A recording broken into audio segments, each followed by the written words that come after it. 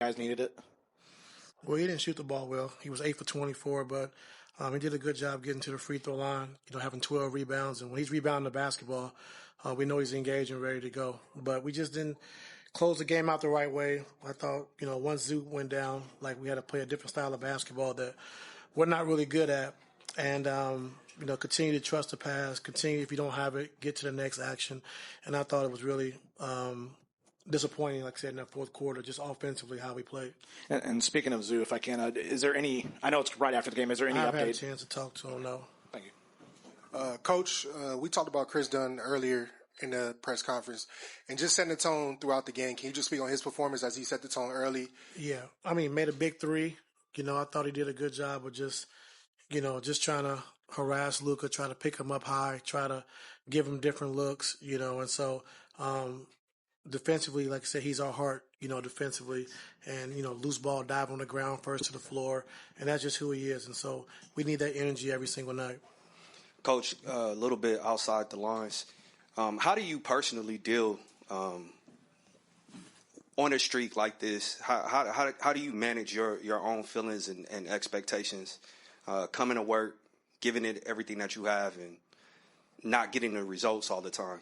Yeah, how I am at home and how I have to be when I come into the gym is totally different. At home I could be depressed and be down, because we don't have the record that we think we should have, or whatever it may be. But when I come to work, they're looking to their leader, and I got to be upbeat, I got to be positive, and I got to get these guys ready to play. And so just coming to work every single day and doing the best you can and give it the best you can. And so, I thought when Luke was on the floor, we did a good job just paying attention to detail, how we wanted to play, what we wanted to do. And then, when a guy like that goes out, you kind of let your guard down, and we played we didn't play the right style of basketball once he went down.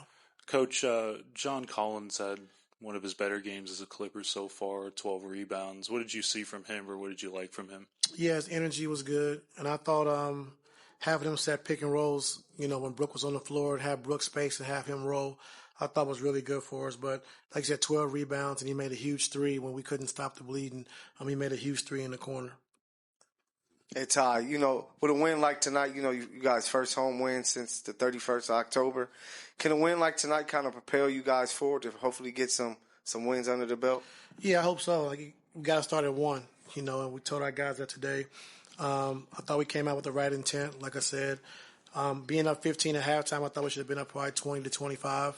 And then, just like I said, that second half, we just didn't run through the tape. We got to get better with that. Ty, but it is a huge win for us. Ty, congrats on the win. While you may not be happy with how the fourth quarter may have went in the second half, you guys won the rebounding battle. You had John Collins have his season high in rebounds tonight. Is that something that was a point of emphasis of make sure you, even if they miss a shot or if you don't play good defense, just make sure you grab the ball?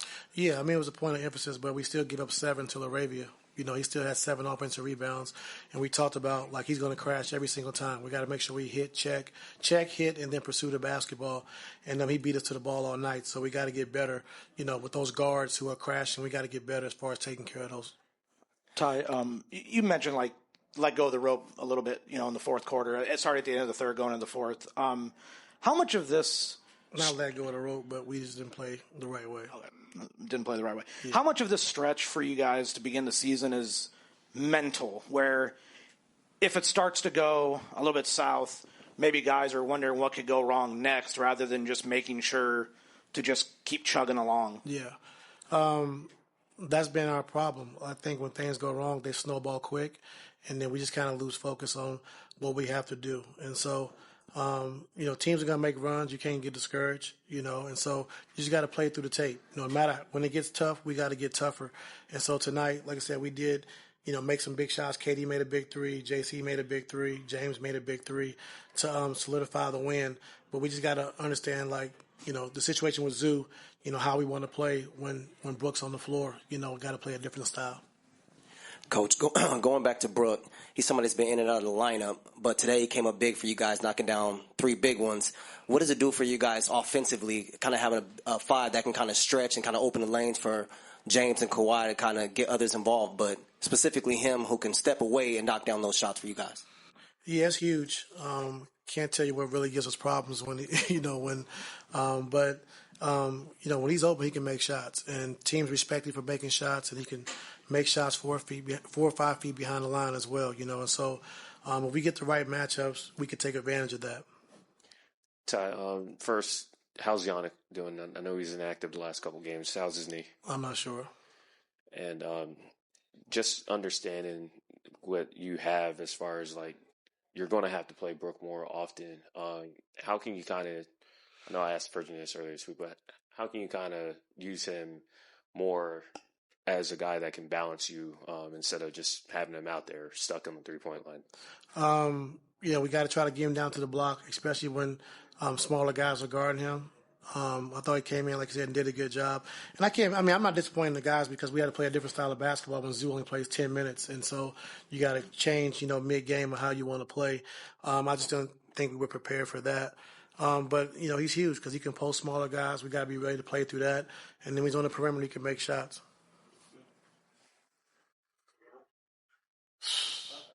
Ty Lue there discussing Brook Lopez coming on after Ivica Zubac left with an ankle injury. But Kawhi Leonard was there all night, played nearly 42 minutes, scored 32 points. We'll look at his night coming up when Clippers Live postgame rolls on. Leonard leading the way. 32 points for the Clippers. Brent, what'd you see from Kawhi Leonard? Yeah, not his most efficient game, obviously, tonight, going 8 for 24 from the field. But it's really those 42 minutes, him being out on the floor and available. Zubac goes down with that injury, just playing 10 minutes. And I think Ty Lue just said, you know what, I'm going to lean heavy on Kawhi. I'm going to lean heavy on James Harden. They're both going to play over 40 minutes in this game. Yep. Hopefully they can stay aggressive. You and I were talking up there during the fourth quarter. There were a couple times they looked pretty gassed. Yeah. In the fourth quarter, they're scrambling around against the Laker bench that came in with Nick Smith, who was flying around a little bit, started to make some shots, started to make a run, get back into the basketball game. But, Kawhi and James, huge. Kawhi made some big buckets, big free throw, got a couple huge steals, and then James, big 4-point play, kind of shot clock winding down. So those guys, even exhausted, can still do some amazing things to help them close out this victory against the Lakers. We mentioned Ivica Zubac. He left with an ankle sprain late in the first quarter, did not return. Clippers back here on Tuesday against Houston, and Houston's got some size. Yeah, a little shuttle shot there. You saw the left foot of Zoo just hanging back on LeBron's foot. You see that? Yeah. And all of a sudden got on the ground, immediately grabbing that left ankle. They walked him right off. We didn't see him for the rest of the game. Hopefully we're in the ice and the treatment and the massage to the point where Zoo can get back and be on the floor. But for the Clippers, it just changes dynamically really who they are and what they do at the center position. You move from Zoo, who's a post-up, rebounding, aggressive center that has rim protection and drop coverage, to what Brook Lopez does. Now he'll play drop coverage and be around the rim, but offensively it spreads you out. It's 5 out. It's Brook shooting 3-point shots, and all of a sudden you're changing some of your things schematically, and then there's really nothing behind Brook. You have your rookie Niederhauser who went out. Yannick hurt his knee, so there's an issue there. You don't have your rookie back up to the backup center at this point. So hopefully the news is good with Zoo coming back. If you have to play small ball, how do you do that? Yeah, I think that gets really interesting. I mean, John Collins playing the 5 probably more than likely, and you're trying to spread people out, get out and play a little bit more in transition. But again, I don't want to speculate on how you play, and I don't want to speculate on the injury. Hopefully Zoo is okay and can come back against Houston. Yep. Clippers okay tonight, 103-88 over the crosstown rival Lakers. James Harden, always a part of the story. He was again tonight, 21 points for Harden. More on his performance coming up when we come back with more Clippers Live postgame.